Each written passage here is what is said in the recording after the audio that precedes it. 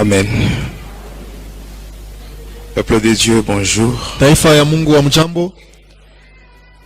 Aujourd'hui, nous allons parler sur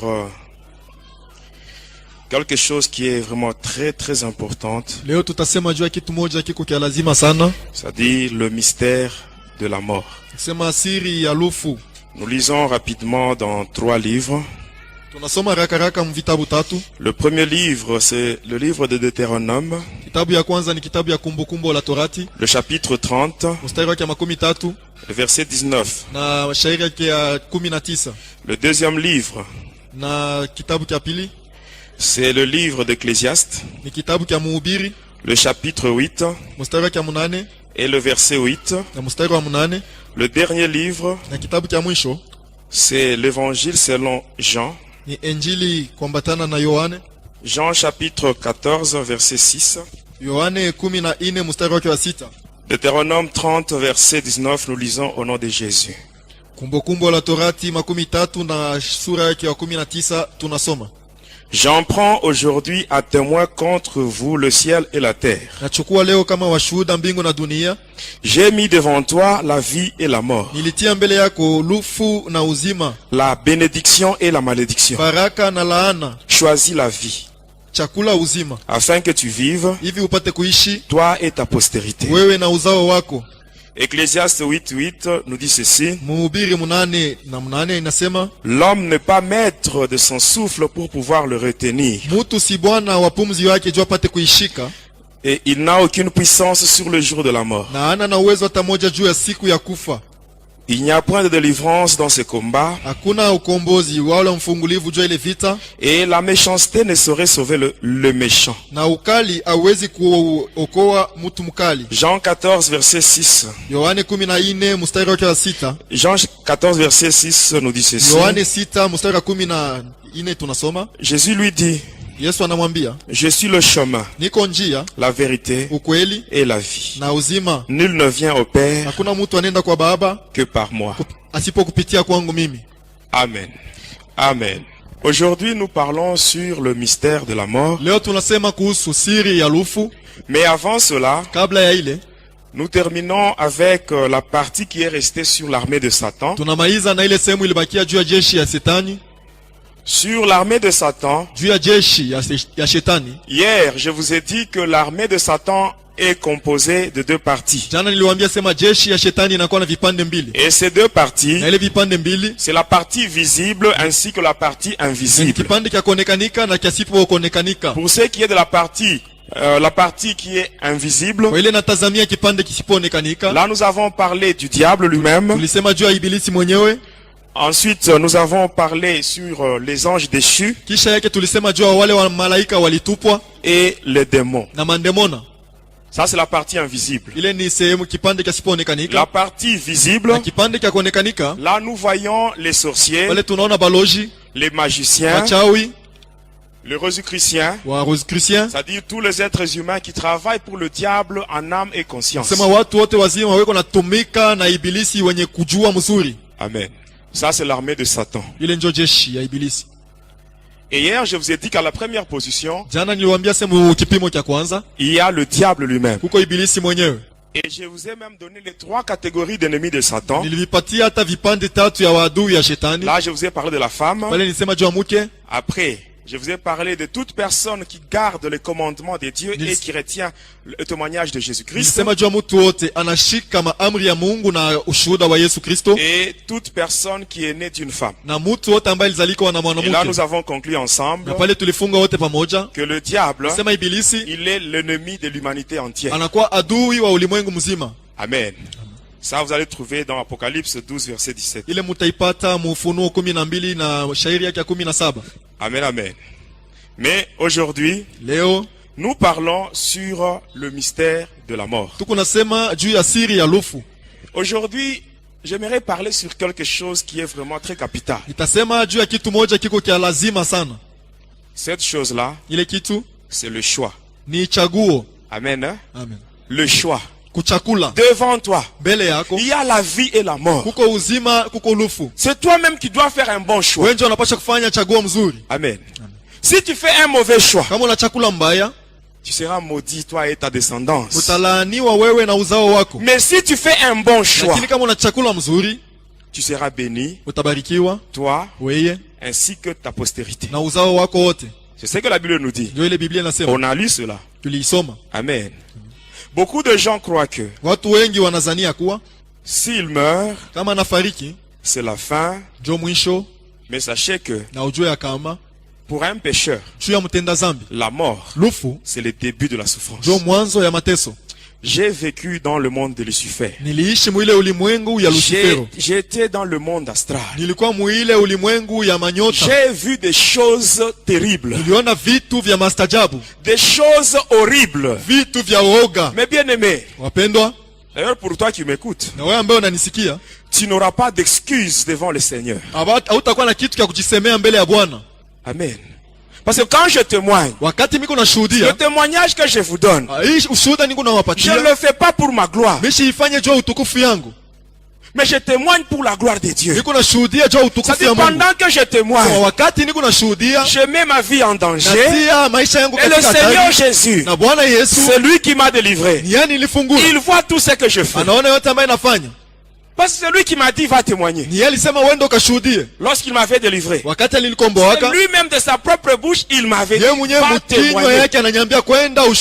Parce que moi je n'ai pas été délivré par un homme. Il n'y a aucun pasteur qui avait imposé sa main sur ma tête pour que je sois délivré. Moi j'étais mort le 20 décembre 2003. Le 20 décembre mwaka 2003. Et les gens se préparaient pour aller m'enterrer. Mais pendant ce temps-là, j'étais dans le monde astral, avec des chaînes, en commençant par les pieds jusqu'au niveau de la bouche et un gros cadenas. Amen. Amen. Aujourd'hui, j'aimerais que nous puissions tous vraiment arranger nos vies vis-à-vis du Seigneur. L'homme n'est pas maître de son souffle pour pouvoir le retenir. Il n'a aucun pouvoir sur le jour de la mort. Quand la mort vient, qui que tu sois, même si tu parles en langue, la mort n'aura pas peur de toi parce que tu parles en langue. Non. Il y a des gens qui avaient beaucoup de dons spirituels, mais ils sont morts. Mais si toi tu es en vie, sache que le Seigneur ne veut pas que tu puisses mourir dans cet état de péché. Et la Bible nous dit que notre Dieu n'aime pas la mort d'un pécheur, mais il déteste le péché. Amen. Bon, à la première position, nous avons parlé sur Lucifer. Deuxième position, ça c'est dans l'armée de Satan. Alors, en deuxième position, il y a les sataniques. Ici, comprenez-moi bien. Il y a une grande différence entre les sataniques et les satanistes.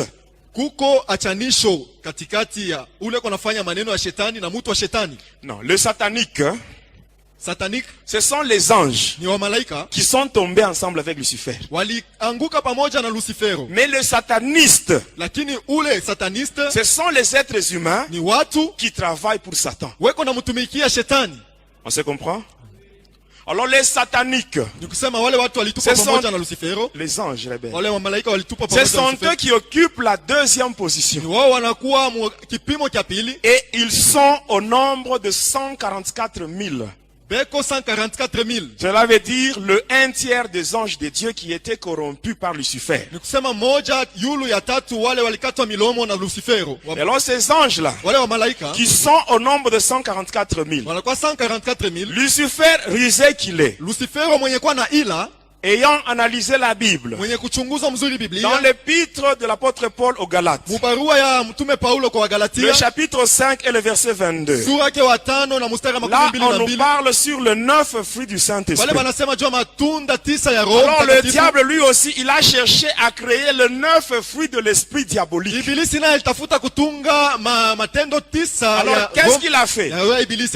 Il a fait la sommation des chiffres qui constituent le nombre de ses anges. kuchanga manamba ile nafanya wingi ya wale wa Ça malaika. dit, on a 144 000. Sema tuko na 144,000. Quand nous faisons la sommation de chiffres, Wakati tunachanga ile manamba nous allons inafanya trouver 9. tutapata 9. Quand vous faites 1 plus 4, 4, 0, 0, 0, ça donne 9. Kama unafanya moja kuchanga na moja na ile 4 inafanya 9. Amen. Alors, qu'est-ce qu'il a fait? Nini alifanya? Sur le 144 000, Jua wale wa 144,000 il a pris 72. alichukua 72. Les 72 là, on les appelle les 72 dieux. Wale wa 72 wanawaita wa 70 wa miungu. Alors, c'est avec ces 72 dieux qu'il a formé son Na gouvernement. wale wa 72 alifanya serikali Les yake. 72 dieux, Wale wa 72 il miungu les a divisés ou répartis en 9 groupes. aliwagawanya mu vipande 9. Et dans l'église, Na ndani ya kanisa amen. Bon, dans la Babylone, vous connaissez très bien la Babylone. kule ku Babeli, Babylone la grande, vous connaissez. Amen. Hein?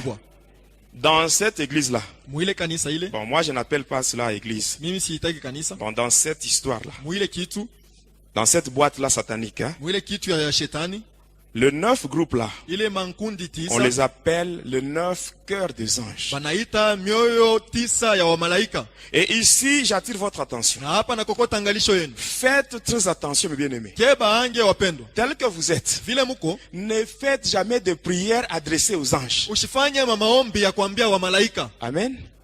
Il faut prier Napasha kuomba Dieu au nom de Jésus. Mungu katika jina la Yesu. Même la protection, nous l'avons au nom de Jésus. Hata ukingo tuko nayo kupitia jina la Yesu. N'invoquez jamais les anges. Mushiite kamwe wa Parce malaika. que le diable, hein, Juu ibilisi il a pris même le nom qu'avaient d'autres anges de Dieu. alichukua hata manjina ilikuwa Il na a malaika donné wengine wa ce Mungu. nom-là à ses anges. Anapatia hao ba Les malaika anges bake. rebelles. Ba malaika watomboki. Faites très attention. Ukebe ange.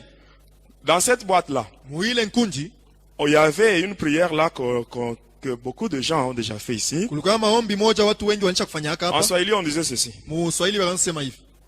Wamalaika walinzi wetu mutulinde katika hatari zote za roho na za mwili. Ça c'est connu. Ile watu wote wanajua. Vous savez que c'est une prière satanique. Unajua sema ni maombi ya C'est pour invoquer les anges de Lucifer. Nicho kuita wa malaika wa Lucifero. Amen. Nous, en tant qu'enfants de Dieu, Sisi kama wana wa nous Mungu n'avons pas besoin d'invoquer les anges. hatuhitaji kuita kuomba wa malaika. Parce que devant Dieu, Kwa maana mbele ya Mungu nous avons de la valeur plus que les anges. tuko na bei kushinda wa malaika. Nous les enfants de Dieu, Sisi batoto wa Mungu nous avons de la valeur plus que les anges. tuko na bei kushinda ba La malaika. preuve en est que Kionyesho ni kuwa il y a des anges qui ont péché contre Dieu. kuko ba malaika walitenda Mais dhambi Dieu mbele ya les a Mungu. chassés. Mungu Mais aliwafukuza. quand l'homme a péché, Lakini wakati mtu quand alitenda l'homme a dhambi, péché, wakati mtu mais alitenda Dieu dhambi, lui-même, Mungu mwenyewe il a envoyé son fils unique alituma mwana wake wa pekee sur terre kwa dunia pour qu'il meure, hivyo fariji afin de sauver l'homme qui a péché. hivyo okoe mtu Mais ambaye alitenda pas dhambi. pour sauver les anges qui ont péché, qui avaient péché. Hapana jua kuokoa La Bible malaika dit dans walitenda Jean dhambi. 3,16, Biblia inasema moyo wake car Dieu a tant aimé le monde, Anasema Mungu alipenda il a ulimwengu donné mzima, son fils unique, akatoa mwana wake wa afin pekee, que quiconque croit en lui hivyo wote ne atamwamini, périsse pas, mais qu'il ait la vie éternelle. asifariki lakini apate uzima wa milele.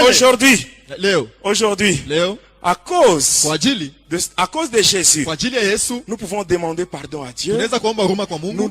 Nous rentrons dans la réconciliation avec Dieu. Tunarudia mu mapatano na Mungu. Mais ces anges-là, Lakini wale wa depuis malaika qu'ils avaient été chassés du ciel, tangu baliwafukuza jusqu'aujourd'hui, ils traînent encore dans le ténèbre. mpaka na leo beko nachelewa mugiza. Mais toi qui es enfant de Dieu, Wewe ambao unakuwa tu mwana wa n'as pas Mungu besoin d'invoquer les anges. hauhitaji kuita wa Marche malaika, seulement dans la crainte de Dieu. tembea tu muoga wa Et Mungu. l'ange de Dieu viendra à Na côté de malaika wa toi. Mungu atakuwa pembeni yako. L'ange viendra. La Malaika Bible atakuwa. nous dit clairement, Biblia inasema dans Psaume 34, verset 8, Muzaburi la Bible makumi tatu dit, na ine, l'ange de l'Éternel Biblia inasema, campe malaika wa autour de Bwana ceux qui craignent Dieu anafanya kambi pour les pembeni ya arracher wale au danger. wanamogopa C'est Mungu ce que la Bible tuwatoshe nous dit. kwa hatari. Ndio ile Biblia inasema. Amen, amen. Et le 9 groupe là, Na ile mankundi 9. le premier groupe, Kundi ya kwanza il appelle ça les séraphins. anabaita wa serafino. Or, chez Dieu, il y a aussi les séraphins, n'est-ce Kwa pas? Mungu kuko na wako Deuxièmement, les chérubins. wa pili ni makerubi. Troisièmement, les vertus. Watatu wanakuwa ni matunda. 4. Ya ine 4, ce sont les trônes. inakuwa ni maenzi. 5, Ya tano les dominations. inakuwa mautawala. Les trônes, on appelle encore cela les autorités. Wanaita tena mamlaka. Après les dominations viennent maintenant les Kisha puissances. mautawala kunakuwa mauwezo. 6, Ya sita 7 sont les ya principautés. saba ni mautawala mamlaka. 8, les archanges et 9, les anges. Ya mnane ni wa malaika. J'ai donné le 9 groupes. Mina natoa mankunji yote 9. C'est-à-dire, séraphins, chérubin, vertu. Après vertu, le trône. Le trône, domination, puissance, principauté, archange, ange. Ça fait 9. Amen. Hein? Ça fait 9. Et après, le diable a créé une triade. Dans la triade, il y a un ange qui prend l'aspect féminin. Et cet ange-là, son nom c'est la reine du ciel. C'est avec ces démons-là que Lucifer contrôle le monde par l'informatique et la technologie. J'avais expliqué ça ici. Après, il y a l'ange qui est chargé de la destruction, qui est chargé de détruire la capacité divine placée dans l'homme. Celui-là, c'est Calibos, on l'appelle aussi Apollyon. Et enfin, dans la triade, il y a un ange qui est chargé de la communication astrale, c'est-à-dire précipiter la mort et conduire les âmes vers le monde astral. Celui-là, il s'appelle Nickel, on l'appelle encore Bélial. Amen. Après la triade, vient ce qu'on appelle la divinité de Lucifer. Là, c'est Lucifer vis-à-vis des anges qui sont tombés avec lui.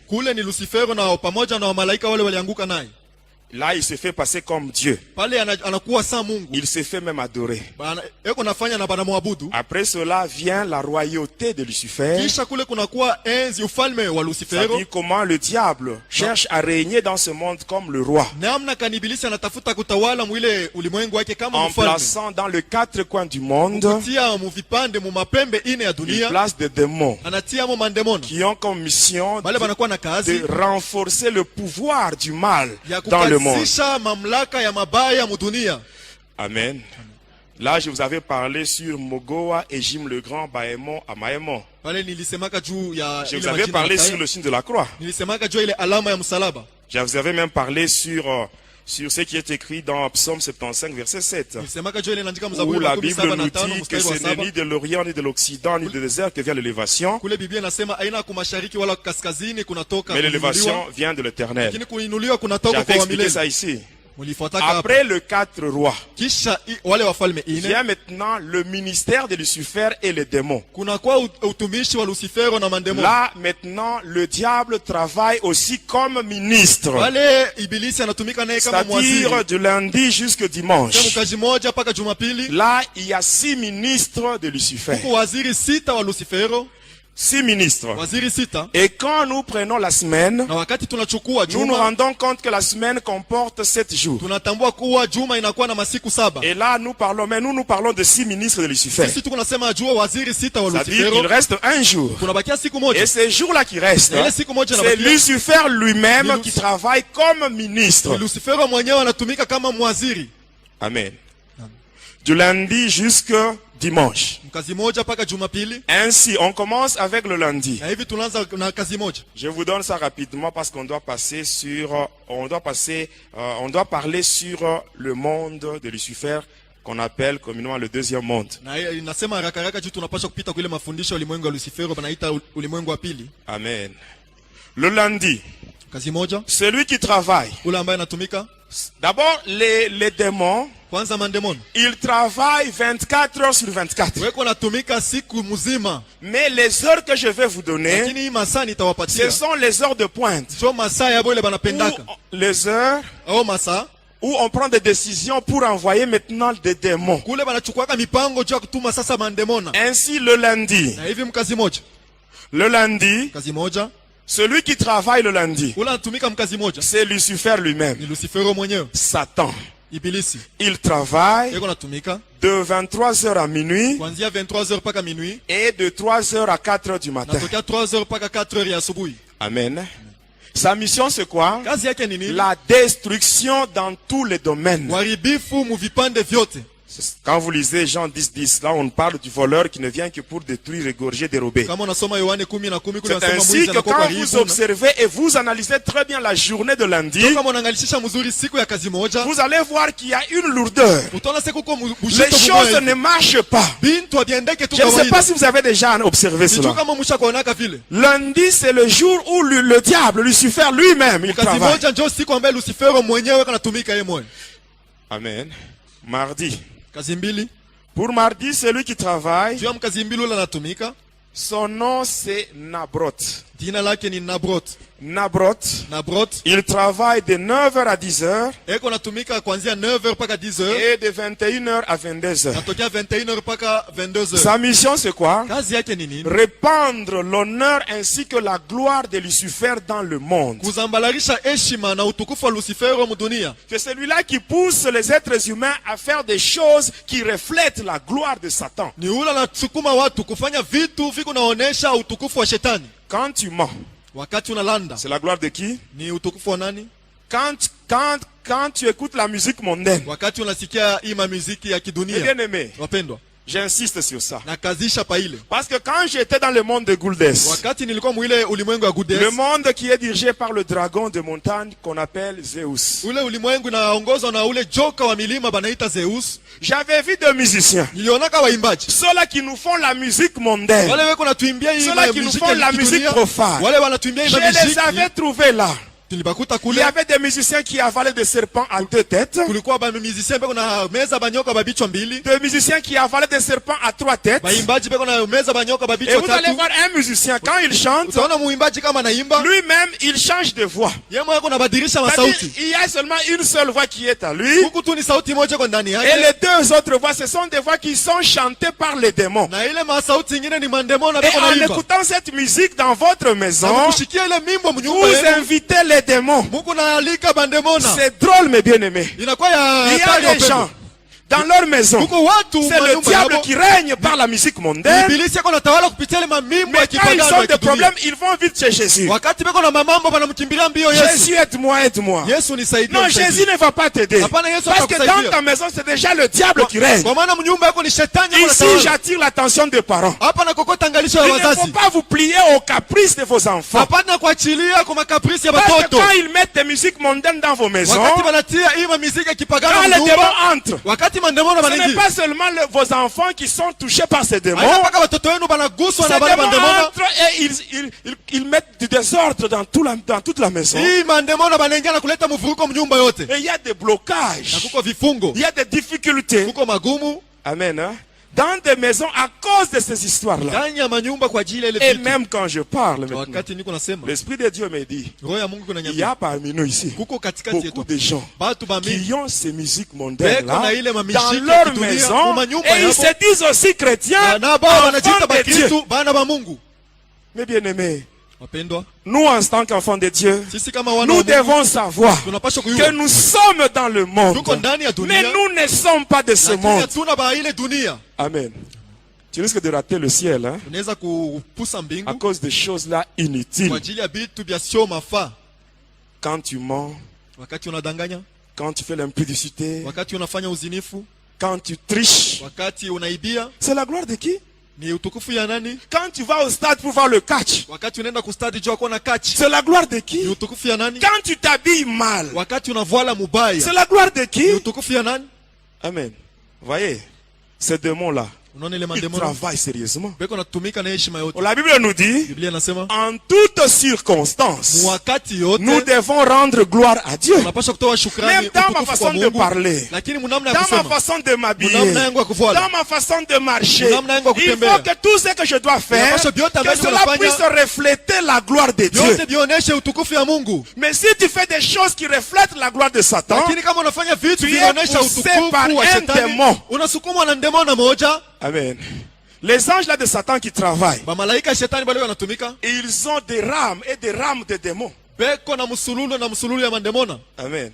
Lui, il est là, il prend des décisions pour envoyer les démons. Amen. Il peut avoir plusieurs légions de démons. Un seul ange de Satan. un seul ange, malaika moja wa il peut shetani avoir beaucoup de légions. anaweza kuwa na mankundi ya mingi. Or, une légion de démons est constituée de 13 000 démons. Japo nkundi moja ya mandemona ile wanaita legion inakuwa na 13,000 ya mandemona. Quand tu obéis à cet ange-là, Nabrot, unatii kwa ule malaika Nabrot, or lui il travaille pour Satan. Japo yeye anamtumikia shetani. Alors ce que tu fais là, ila ambayo unafanya dans ton comportement, ndani ya mwenendo yako, c'est une adoration inakuwa ni kuabudu qui est orientée vers Lucifer. inaongozwa kwa Lucifero. Or si tu adores le diable au travers de ton comportement, japo kama kuna ibilisi kupitia mwenendo yako, comment est-ce que Dieu peut te bénir? Kama unamwabudu namna gani Mungu atakubariki? Amen. La Bible est claire à ce sujet. S'il y a des familles qui n'adorent pas Dieu, la pluie ne tombera pas sur elles. Oh, la pluie, c'est ça la bénédiction. La pluie, c'est toutes les bonnes choses que nous cherchons. Mais comment ces bonnes choses qui sont dans les mains de Dieu peuvent tomber sur ta vie si toi-même tu n'adores pas Dieu? Dans ton comportement, ta façon de vivre, tu adores le diable. Est-ce que le diable peut te bénir? Le diable, il n'a pas la bénédiction. Pourquoi est-ce qu'il peut te bénir? Lui d'abord, il est maudit. Il a aussi la malédiction. Si tu l'adores, toi aussi tu seras maudit comme lui. Amen. Le mardi, le mercredi, celui qui travaille, c'est Astaroth. Ici, je vais insister. Astaroth, hein? Il travaille, lui, de 21h à 22h. Sa mission, c'est quoi?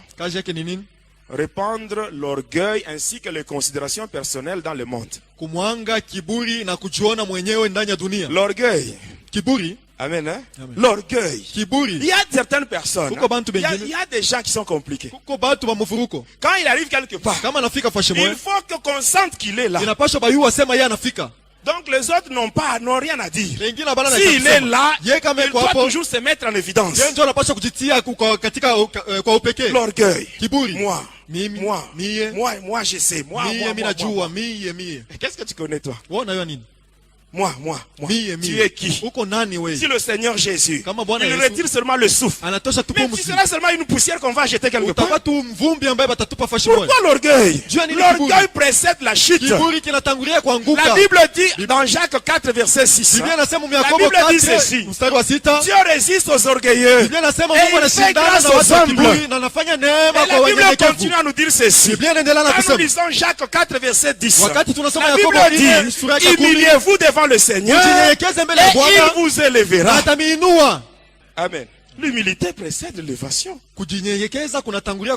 L'orgueil. Pourquoi l'orgueil? L'orgueil devant les parents. L'orgueil partout. Si tu as l'orgueil, hein, sache qu'il y a des démons en toi. Amen. Même le diable lui-même, il a perdu sa place au ciel à cause de l'orgueil. Amen. Et cet orgueil-là, dans l'église, l'orgueil, cet ange-là du diable, il travaille, même avec des serviteurs de Dieu. L'orgueil, moi, vous voyez, moi, l'homme de ceci, l'homme de cela. Amen. Vous allez voir des gens, ils vous prêchent là, avec l'orgueil, vous met en poche comme ça. Moi, voyez-moi. Mais qu'est-ce que tu connais? Il n'y a que Dieu qui connaît tout. La Bible dit clairement, dans 1 Corinthiens 13 verset 9, la Bible dit que nous connaissons en partie. Il n'y a que Dieu qui connaît tout. Des orgueilleux, des serviteurs de Dieu orgueilleux. Pourquoi ça? Mes bien-aimés, aujourd'hui, nous disons tous que Jésus est puissant. Il est au-dessus de toutes choses. Mais qu'est-ce que Jésus a fait pour mériter ça? La Bible nous dit clairement, dans Philippiens 2, versets 8 à 11, la Bible dit ceci: il s'est lui-même humilié jusqu'à accepter la mort honteuse de la croix. Et c'est ainsi que Dieu l'a souverainement élevé et lui a donné un nom qui est au-dessus de tout le nom, afin que devant le nom de Jésus, tous genou fléchissent et tout homme confesse que Jésus est Seigneur. Il s'est humilié. Lui qui était Dieu, il s'est humilié. Il est devenu un homme simple. Pourquoi l'orgueil? Je sais que vous êtes d'accord avec moi sur ce point-là. Quand vous voyez des hommes de Dieu qui vous prêchent là avec l'orgueil, sachez qu'ils sont manipulés par le diable. Amen, amen. Jeudi. Celui qui travaille pour le jeudi, son nom, c'est Akam. Akam, il travaille sérieusement. De 9h à 10h. De 21h à minuit. De 3h à 4h du matin. Sa mission c'est quoi? Amen. Répandre la haine et la division dans les églises, dans des familles. Amen, amen. Ça marche de pair avec le 5e commandement de Lucifer que j'ai donné hier. Allez propager la haine entre les chrétiens et les divisions dans les églises. J'ai dit ça hier. Et j'ai expliqué cela hier. Amen. Passons à celui qui travaille le vendredi. Celui qui travaille le vendredi, son nom c'est Béké. Il travaille de 23h à minuit. Sa mission c'est quoi? De tourner les gens dans l'œuvre de Dieu et les soumettre aux richesses ainsi qu'à l'autorité de ce monde. Amen, amen. Quand vous regardez bien, tu analyses très bien ta vie. La manière dont tu servais Dieu et la manière dont tu le sers maintenant. Tu vas te rendre compte qu'il y a une grande différence. Tu as beaucoup régressé. C'est ce démon-là qui te fait ça. Il te conduit tout droit vers la malédiction. Parce que la Bible dit, dans Jérémie 48:10, la Bible dit, maudit soit l'homme qui fait l'œuvre de Dieu avec négligence. Et Jésus lui-même dit ceci. Dans Apocalypse 2, verset 4 à 5. Il dit ceci. C'est que j'ai contre toi. C'est que tu as perdu ton premier amour. Regarde par où tu es tombé. Répands-toi. Et reprends tes anciennes œuvres. Avant que le mal ne puisse t'atteindre. Amen, amen. Mais celui-là, Béké, il ne travaille pas seul. Il travaille avec un démon qu'on appelle Panchar. Panchar, c'est le démon qu'on appelle, c'est le démon qui coordonne les esprits de mort. C'est ainsi que dans cette boîte-là, vous allez voir que le vendredi, il y a la messe de mort. Je ne sais pas si vous avez déjà vu ça. Ici, j'ouvre une parenthèse. Hein? Suivez-moi bien. Qu'est-ce qui se passe dans la messe de Requiem? S'il y a un fidèle de cette boîte-là,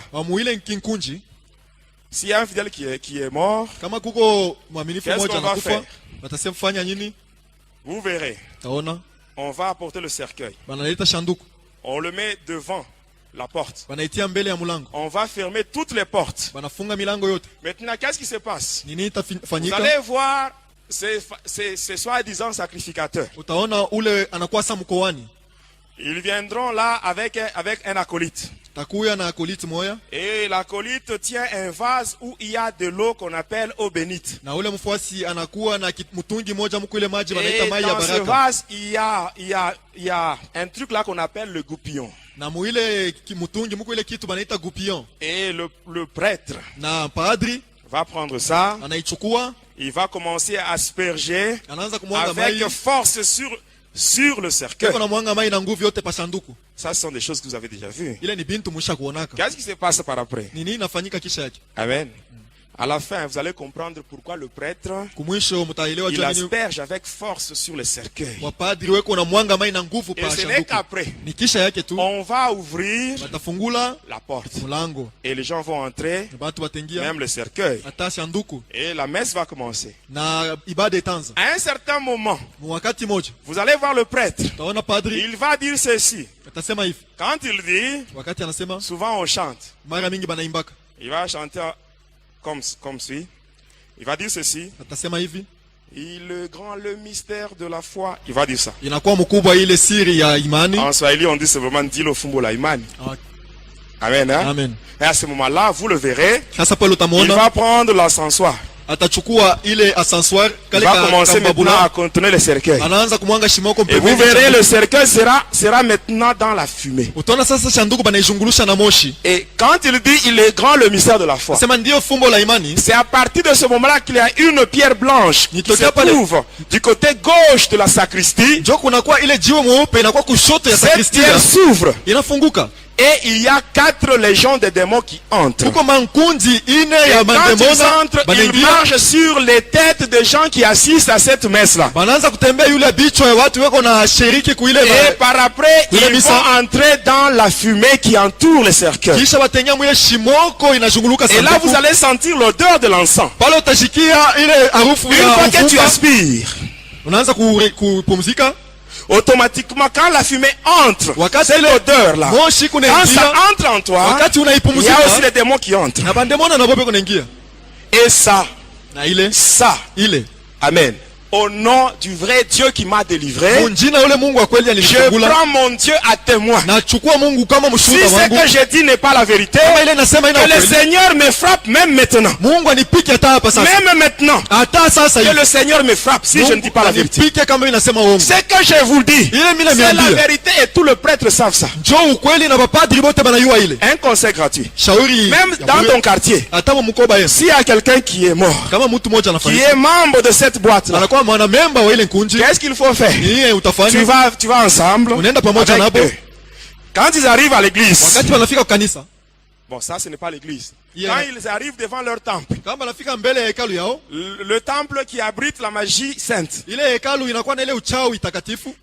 vous les laissez entrer. Wao unabacha boba Qu'ils nyingine. fassent leurs bêtises là-bas. Bafanye ile mamizaya Et vous bomule. restez à l'extérieur. Wewe bakia nje. Quand ils vont sortir, vous les accompagnez au cimetière. Wakati batatoka C'est na bashindikiza kushamba la wafu. Amen.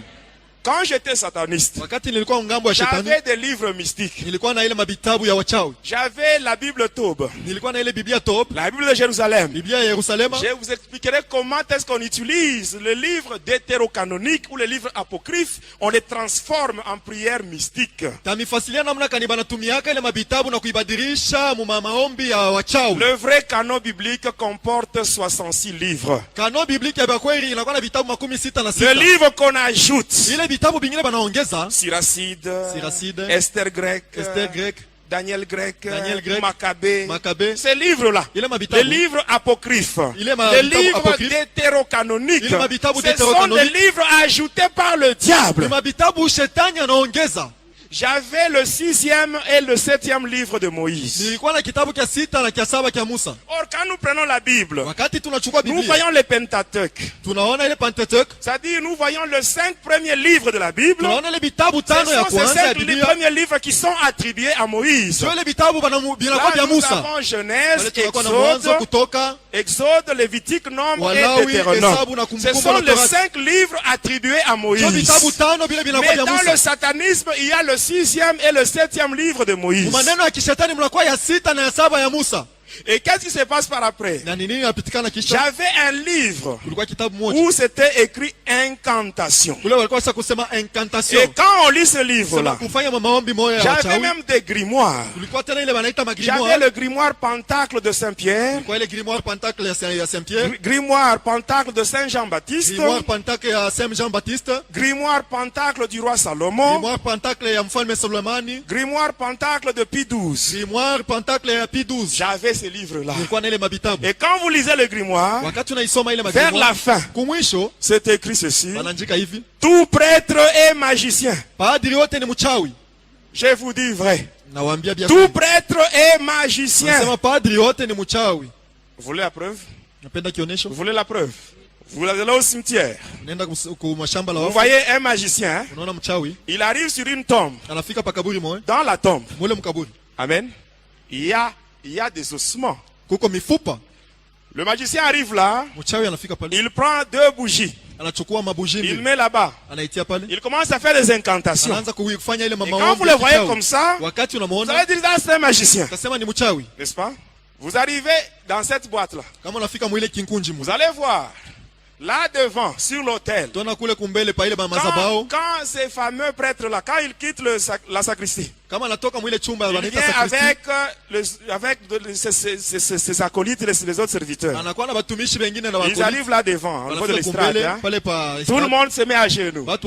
Et lui, il va monter seul. Il arrive là, il doit baiser là-bas. Donnez-moi un passage biblique. De la Genèse jusqu'à l'Apocalypse. Où on nous dit qu'un sacrificateur, pour faire la messe, il doit baiser sur l'autel. Mais qu'est-ce qui se passe, mes bien-aimés? Il y a deux pierres. C'est ce qu'on appelle la notion du purgatoire. Il y a deux pierres qui ont été coupées à Jérusalem. Amen. Vous voyez les sépulcres de Jésus. Les sépulcres de Jésus. Quand vous arrivez là, à l'entrée, il y avait une pierre. Et à l'intérieur, il y avait une autre pierre où on avait allongé le corps du Seigneur. Ces gens-là, ils sont allés à Jérusalem. À la pierre d'entrée, ils ont coupé une partie. Même la pierre de l'intérieur, ils ont coupé une deuxième partie. La pierre de l'entrée, la partie qu'on a coupée, on appelle ça le pétras. La pierre de l'intérieur, la partie qu'on a coupée, on appelle ça le pétros. Ils ont pris ça, les deux pierres. Ils ont conduit dans le monde d'Armstrong, c'est-à-dire le domaine marial. Arrivé là, par des cérémonies mystiques, ils ont agrandi ce pierre. Et ainsi, qu'est-ce qui se passe? Partout où on veut construire un temple qui doit abriter cette religion-là, on doit aller dans le monde d'Armstrong pour couper à ces deux pierres. La première pierre, Pétras, c'est celle qu'on met pendant qu'on construit le temple, au niveau de la fondation, du côté gauche de la sacristie, on met la pierre là-bas. Et c'est cette pierre-là qui permet aux satanistes, quand ils veulent se rendre dans le monde de Lucifer, qu'est-ce qu'ils font? Amen, amen. Vous êtes fâchés? Amen. Ici j'insiste, hein? Le témoignage que je donne, amen, ça n'engage que moi. Ce n'est pas le pasteur qui m'a dit de parler sur ça. Il n'était pas avec moi dans le monde de Satan. Ce que j'explique, ça n'engage que moi. Amen. S'il y a des gens qui ont des problèmes sur ça, ils viennent me voir en personne. Et s'ils viennent avec une mauvaise intention, ils vont se rencontrer avec celui qui m'a délivré. Je vous dis la vérité. Et quand je vous parle, sur moi, vous lisez la peur. La peur. La peur de qui? Mais si Dieu est pour moi, qui sera contre moi, mes bien-aimés? Mes bien-aimés, j'aimerais vous dire une chose. Tel que vous me voyez, je n'ai pas peur de qui que ce soit. Je n'ai pas peur de dévoiler les œuvres du diable. Voyez-vous ce qu'il a fait dans ma vie. J'étais dans le ventre de ma mère. Il devait me laisser là pour naître comme un enfant normal. Mais pour ce qu'il a fait, pour ce qu'il a fait, moi aussi je ne cesserai jamais de dévoiler ses œuvres. Je ne cesserai jamais, mes bien-aimés. S'il faut me tuer, qu'on vienne me tuer, j'irai tout droit vers Jésus dans le lieu de repos. C'est simple. Mes bien-aimés, vous savez, souvent, hein, quand je suis en prière, je dis Seigneur, j'ai la foi. Prends-moi même aujourd'hui pour que j'aille me reposer. C'est simple. Mais comme j'ai une mission, il faut d'abord que j'accomplisse la mission. Et par après, j'irai me reposer chez le Seigneur. Je vous dis vrai. Amen. Vous êtes fâchés. Amen, amen. Est-ce que tu peux saluer le Saint-Esprit? Amen, amen. Est-ce qu'on peut continuer?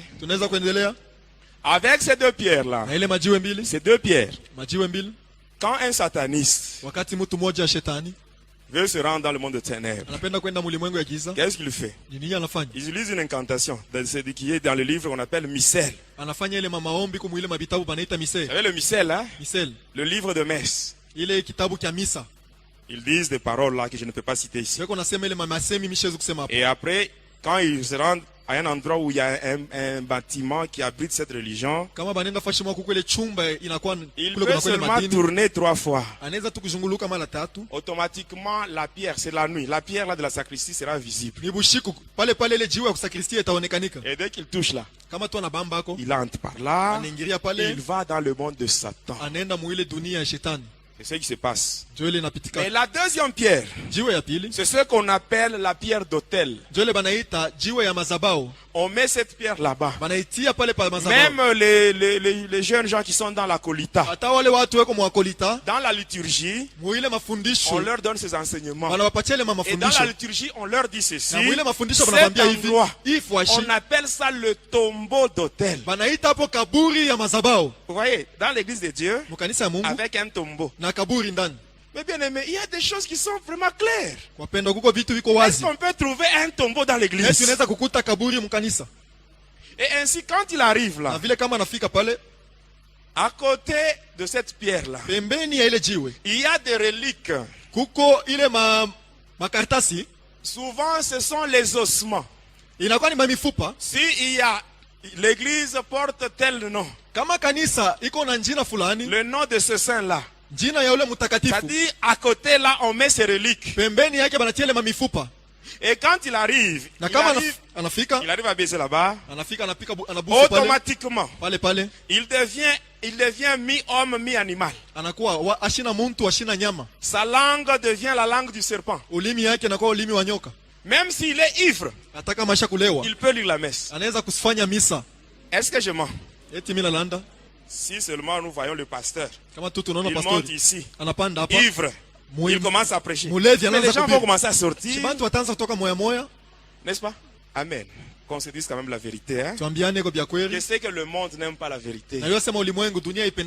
Mais je sais que la vérité libère. Vous connaîtrez la vérité et la vérité vous affranchira. Amen, amen. Et aujourd'hui, c'est pratiquement le dernier jour de mon intervention ici. Pour l'année 2009, c'est aujourd'hui qu'on se termine. Et le reste, on verra dans l'année 2010. Si le Seigneur nous permet de venir, on viendra.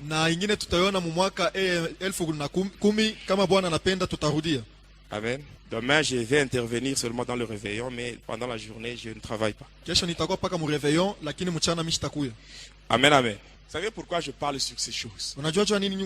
Parce que la nuit, j'étais combattu. Je n'ai pas pu fermer l'œil toute la nuit. Jusqu'à 6h, 6h15.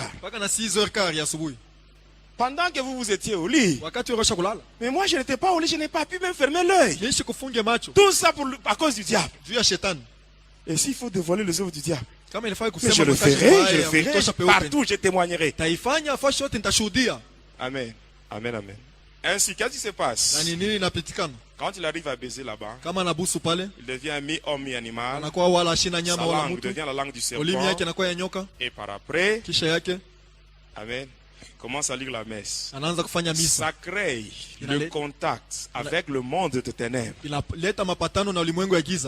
Et là, je vous ai parlé sur le magicien qu'on voit au cimetière avec 2 bougies. Et à l'intérieur de la tombe, on voit il y a des ossements. Mais là-bas, il y a aussi des ossements. N'est-ce pas? Et on place aussi 2 bougies. N'est-ce pas? Et il commence à parler. Mais quelle est la différence y a-t-il entre lui qui fait ça et le magicien qui peut trouver? Il y a une différence. Il y a une différence. Et alors, les 2 bougies là, ça représente les 2 piliers de l'arbre de vie kabbalistique. La bougie de la droite, on appelle ça le pilier de la miséricorde. La bougie de la gauche, on appelle ça le pilier de la rigueur. Et ça permet la descente des divinités solaires. Et maintenant, quand on prend l'encensoir, on met l'encens. Il y a la fumée qui monte. Ça, c'est pour atteindre la 9e émanation qui est l'émanation de Lucifer, pour faire descendre l'influence de Lucifer dans l'église. Faites attention. Tout ce que je vous dis, c'est la vérité, la pure vérité. Bon, on parlait sur Panchar. On parle maintenant sur le démon qui travaille le samedi. Son nom, c'est Nabam. Nabam, il a 2 missions. Il travaille lui aussi de 23h à minuit. Sa première mission c'est quoi? Sa première mission, pousser les humains jusqu'aux conséquences fâcheuses de leurs actes. C'est ces démons-là, amen, qui poussent beaucoup de gens à ne pas obéir aux conseils qu'on leur donne. Juste seulement le jour où il verra les conséquences de ces actes, c'est à ce moment-là qu'il va se rappeler des conseils qu'on lui avait donnés. On te dit cesse l'impudicité. Tu ne veux pas comprendre. Mais le jour on t'engrosse, et celui qui t'a engrossé il prend fuite. C'est à ce moment-là que tu commences maintenant à te rappeler des conseils qu'on t'avait dit. Si j'avais compris. Toi tu comprends seulement en retard. On te dit, mais ne triche pas. Ne triche pas. Tu ne peux pas comprendre. Un jour, on t'attrape en train de tricher. On te donne 0 à l'examen. Et ça se passe, tu commences maintenant à te rappeler des conseils qu'on t'a donné. Et les gens me disent même aujourd'hui que quelquefois les conséquences corrigent mieux que les conseils. Faites attention, mais ça dépend. Parce que les conséquences sont différentes. Bon, si on te dit cesse l'impudicité, tu ne veux pas comprendre. Un jour tu apprends qu'un papa ou un monsieur avec qui tu sortais, et ce monsieur-là est mort du sida. Vous voyez un peu la conséquence là? Vous voyez? Mais pour nous qui sommes enfants de Dieu, la Bible dit ceci. Quand nous lisons 1 Samuel 15, 22, la Bible dit l'obéissance vaut mieux que le sacrifice. Amen. Sa deuxième mission c'est quoi? Pousser les humains vers le végétariat. Amen. Hein? Amen. Vous allez voir en cours de route, vous voyez des jeunes gens avec des boucles d'oreilles, des jeunes gens avec des cheveux défrisés, des jeunes gens avec des cheveux tressés, parce que tu as vu tel musicien avec des cheveux tressés, toi aussi tu dois faire ça. Amen. Et aujourd'hui, ces démons-là, ils travaillent sérieusement. Ils travaillent sérieusement.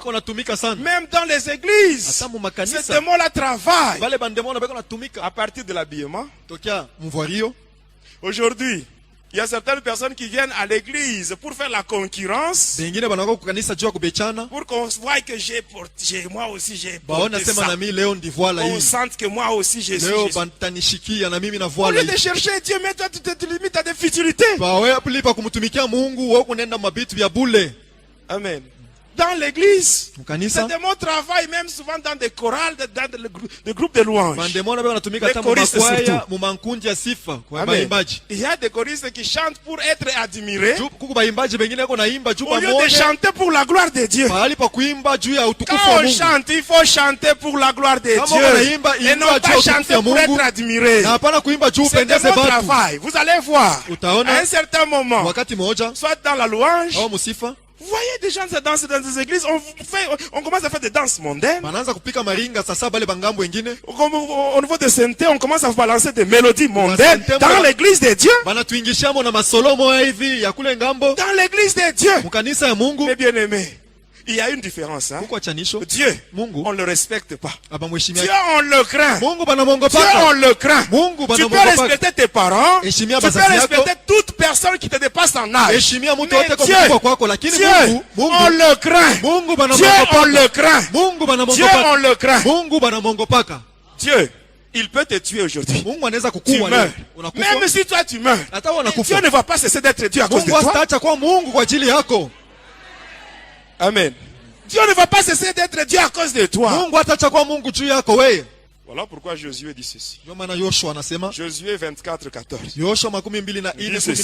Maintenant, craignez l'Éternel et servez-le avec intégrité et fidélité. Faites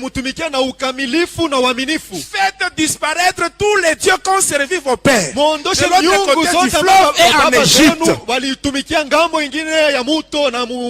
Quand tu étais dans le monde, tu faisais beaucoup de choses. Mais quand tu es maintenant dans le Seigneur, la Bible dit maintenant, craignez l'Éternel. Il y a des choses que nous voyons dans l'église, mes bien-aimés, ce n'est pas bien. Et le samedi, il travaille avec un démon, le démon de la musique. Son nom c'est Sankai. Sankai. Vous connaissez le musicien Pepe Kale? Il est déjà décédé. Quand vous suivez ces anciens albums-là, il parlait de Sankai. Sankai. Veut dire simplement envoûtement. Ici, je vais vous parler sur quelque chose. Ici, il y a des enfants de Dieu. Moi, je n'écoute pas la musique congolaise, la musique congolaise mondaine. Je n'écoute pas. Le slow, j'aime le reggae, j'aime la musique rock. Il y a parmi nous ici des gens qui ont ces histoires dans leur maison, qui ont des CD, des DVD, des histoires. Zouk, slow, Céline Dion. Est-ce que vous savez que Céline Dion est une prêtresse de Lucifer? Céline Dion, prêtresse de Lucifer. Madonna, Shakira, Britney Spears. Amen. La liste est longue, hein? La liste. Mais il y a ici des chrétiens, des sœurs et des frères, qui ont dans leur maison ces histoires. Mais c'est la gloire de Satan. Vous connaissez l'album Kibuisampimpa? Bon, je n'ai pas le temps de vous expliquer ça. Kibuisampimpa. À laquelle Efrakata. Là, on vous dit, Dieu est grand, l'homme est petit, tout le monde le sait. Les dieux là qu'on cite là, ce n'est pas les dieux créateurs. Même les dieux là qui est cité dans la religion musulmane. Quand ils disent Allah Akbar, quand on dit ça, Dieu est grand, ce n'est pas les dieux créateurs. C'est un autre. Celui qui a chanté Efrakata. Il s'était marié avec une sirène qui répond au nom de Ekachaka. Lorsqu'il devait livrer son concert dans une salle mythique de France, à l'Olympia de Paris. L'année 1998, j'étais encore sataniste à ce moment-là. Même le jour de mon mariage, quand j'avais fait le mariage avec Hélène dans le monde de ténèbres, la musique qu'on avait mis ce jour-là, mais c'était la musique de cet homme-là. Je vous dis vrai, son vrai nom, c'est Akram. Akram, ce qui veut dire Antoine Christian Agbe Pamumba. C'est ça son vrai nom. C'est ça son vrai nom. Cet homme-là qui a chanté Frakata, fait 12 affaires d'État. Cet homme-là. C'est ça son vrai nom. Un sataniste tout fait. Même celui qui a chanté à laquelle Amen, amen. Bon, malheureusement, on n'a pas le temps. Amen, amen.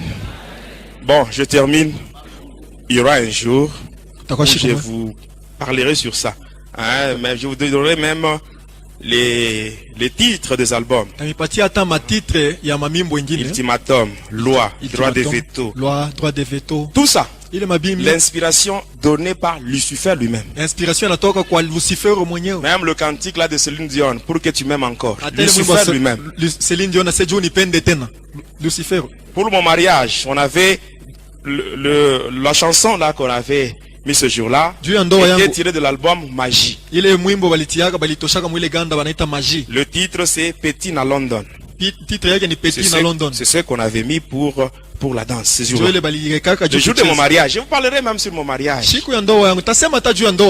Je m'étais marié de l'autre côté. J'avais une femme et 2 enfants. Et je vous dis la vérité. Vous voulez que je puisse cacher? Mais si je cache, c'est comme si je suis en train de glorifier Satan. Bon, je vous promets que je vous donnerai d'autres. Ceux qui restent, je donnerai. Je donnerai tout, donc toutes les explications. Amen. Sur les différents albums, comment est-ce qu'on a chanté ça. Le dimanche, celui qui travaille, c'est Akiel. Le démon de la pauvreté, c'est celui-là qui pousse les gens à ne pas offrir. Il travaille de 12h à 1h du matin pour maintenir les gens dans la pauvreté. Le diable aime la pauvreté. Il veut que les enfants de Dieu restent dans la pauvreté. Parce que si on est pauvre, on ne va pas traîner, on ne va pas faire beaucoup de temps, on va encore rentrer chez Lucifer. La pauvreté pousse les gens vers Lucifer. On devient facilement sorcier si on est pauvre. C'est pour cela que vous devez tout faire pour combattre la pauvreté. Et la pauvreté, on peut la combattre seulement quand on sait offrir à Dieu. Quand on sait soutenir l'œuvre de Dieu, c'est le seul moyen pour combattre la pauvreté. Alors je termine avec ce que je vous ai dit, la mort. C'est que je vous ai parlé, je vous ai dit au début, le mystère de la mort. Amen, amen. En ce moment, j'attire maintenant l'attention de tout le monde. Ça, c'est une affaire qui concerne tout le monde. La mort, c'est un rendez-vous auquel personne ne peut échapper. Qui que tu sois, sache que la mort est là.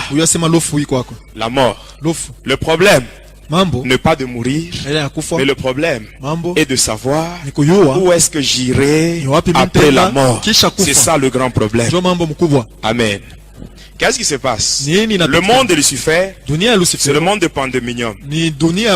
Un monde composé de 3 parties. La première partie, on appelle ça le monde de Tartarus. Après cela vient le monde de Polion. Et enfin la troisième partie, c'est le monde astral. Aujourd'hui, je m'intéresse seulement au monde astral. Le monde astral, c'est l'endroit où vont tous ceux-là qui meurent loin de Christ, c'est-à-dire dans le péché. Quand je vous parle de ce monde-là, moi que vous voyez, j'étais là. J'avais vu ce monde. Et c'est horrible. Le monde astral, quand j'étais là, c'est un monde qui est aussi divisé en 3 parties. La première partie, c'est ce qu'on appelle monde astral quartier esclave.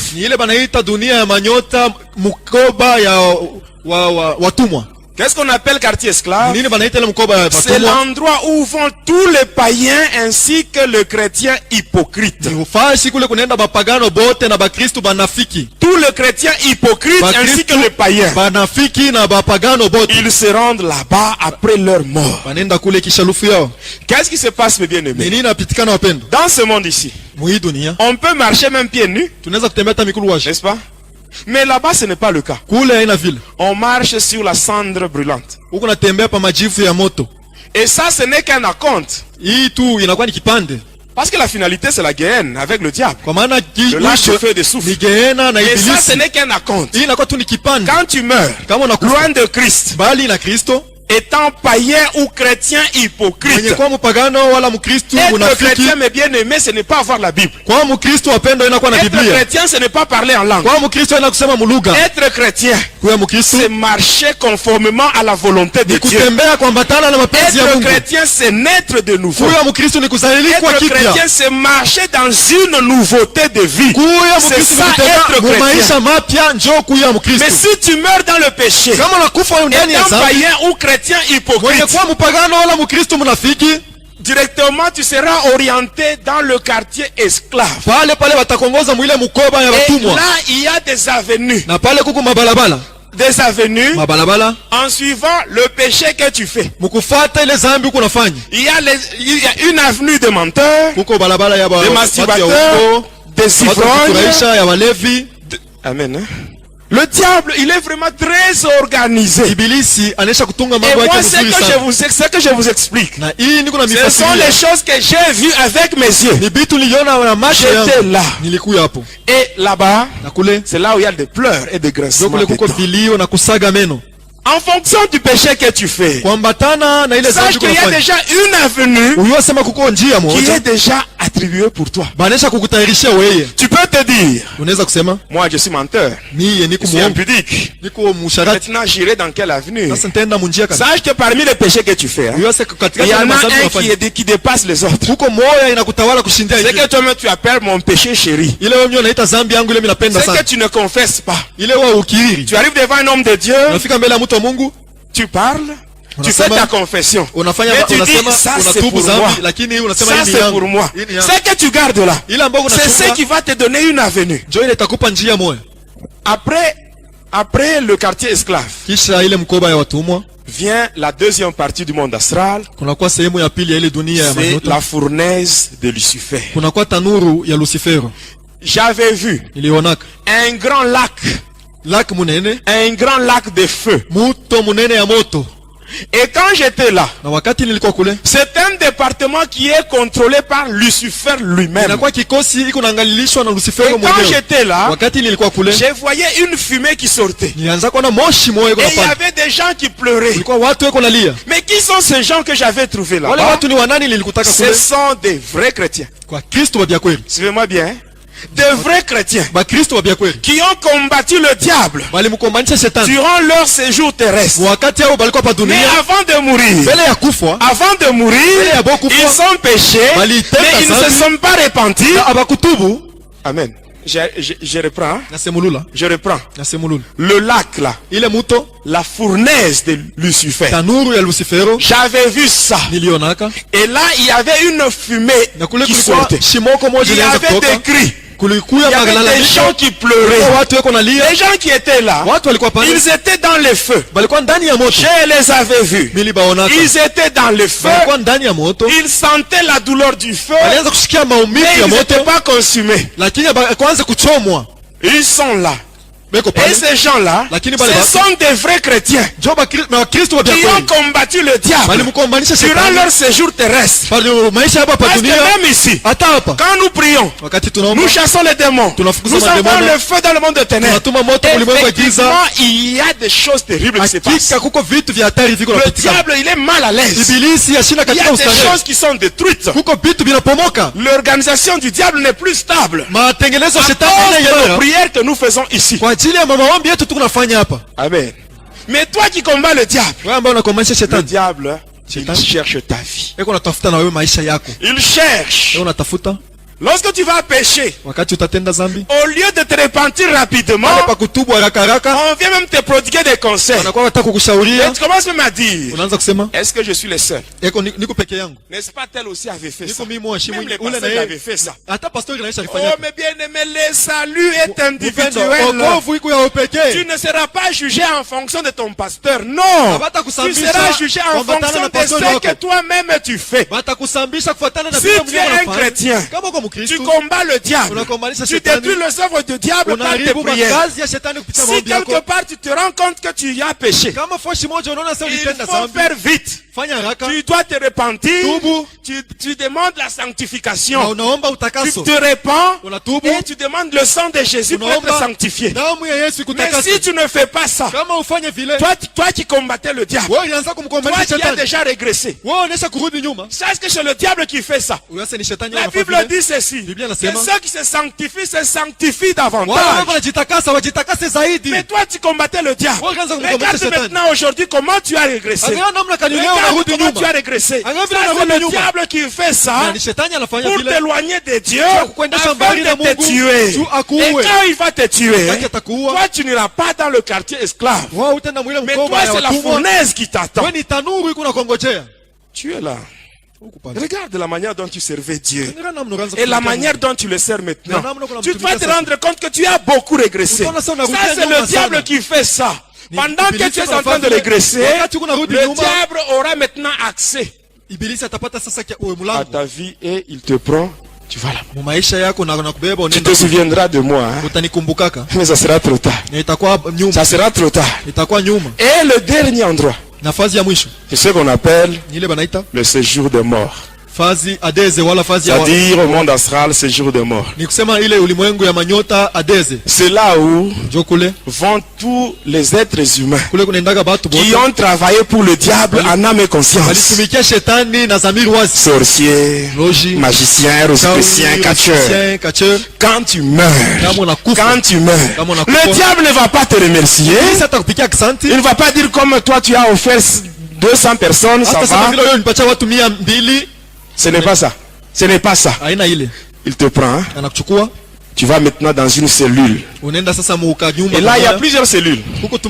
Dans chaque cellule, il y a une personne avec des chaînes et un gros cadenas au niveau de la bouche. Moi, quand j'étais là, j'ai vu le président Mobutu. Je l'ai laissé là avec ses chaînes et un cadenas. J'ai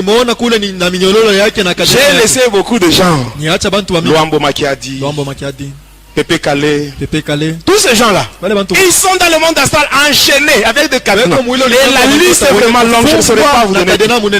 La liste est très longue. Amen, amen. Amen. Le monde astral. Maintenant, qu'est-ce qui se passe quand une personne meurt? Si une personne meurt, on lave son corps, on le met dans le cercueil. Et là, on l'oriente vers le cimetière. On va l'enterrer. Qu'est-ce qui se passe? Vous êtes en route. Vous allez au cimetière. Vous allez enterrer quelqu'un. Et les gens pleurent. Ceux-là qui sont éprouvés. Ils pleurent, ils se lamentent. Nous avons perdu tel. Nous avons perdu tel. Mais pendant que vous pleurez, la personne que vous êtes en train de conduire au cimetière, ce qui se trouve dans le cercueil, c'est juste son corps, le cadavre. Mais l'homme lui-même, la personne intérieure, se trouve au-dessus du cercueil en train de pleurer plus que vous.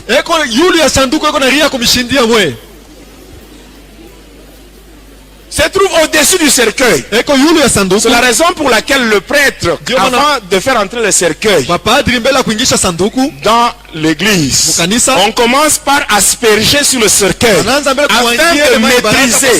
maîtriser cet esprit qui est au-dessus du cercueil. Pendant que vous conduisez,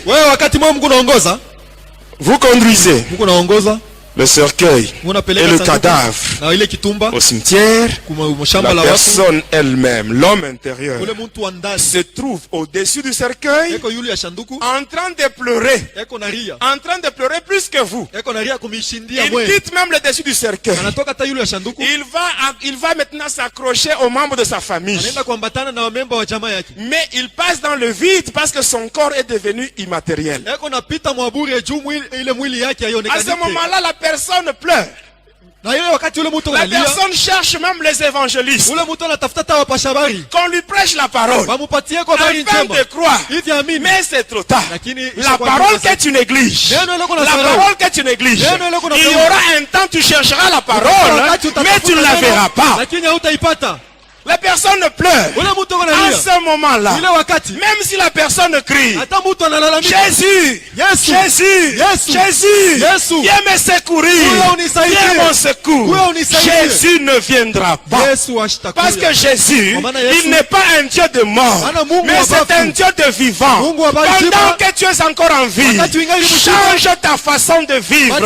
Tu as encore l'occasion. Abandonne l'impudicité, abandonne le mensonge, abandonne la médisance, abandonne l'escroquerie, abandonne ce que tu fais, abandonne toutes ces mauvaises choses, abandonne. Tu as encore l'occasion,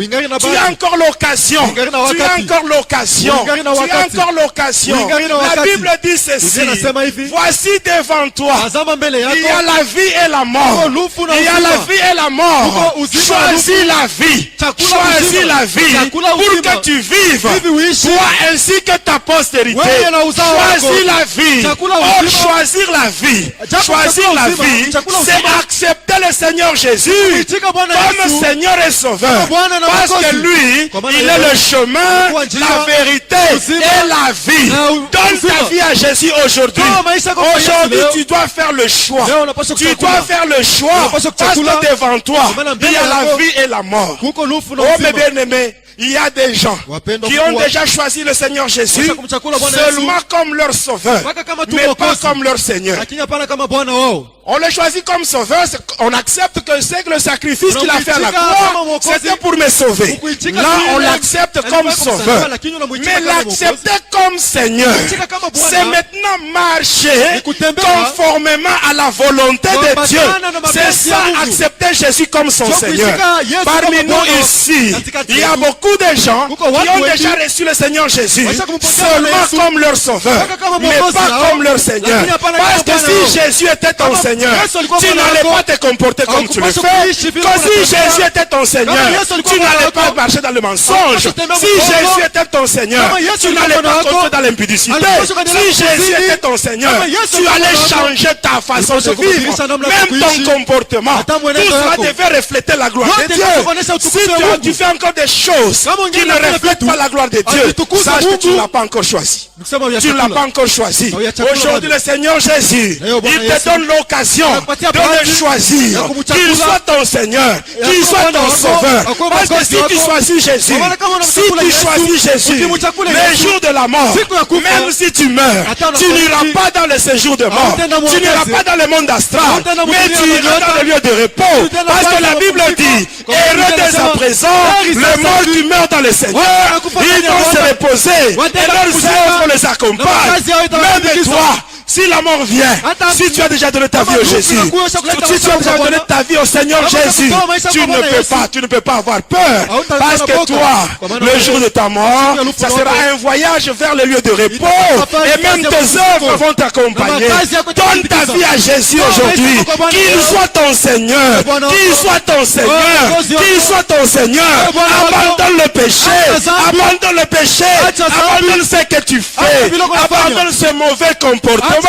Abandonne cela et Jésus lui-même, il va faire le reste. Que mon Dieu vous bénisse.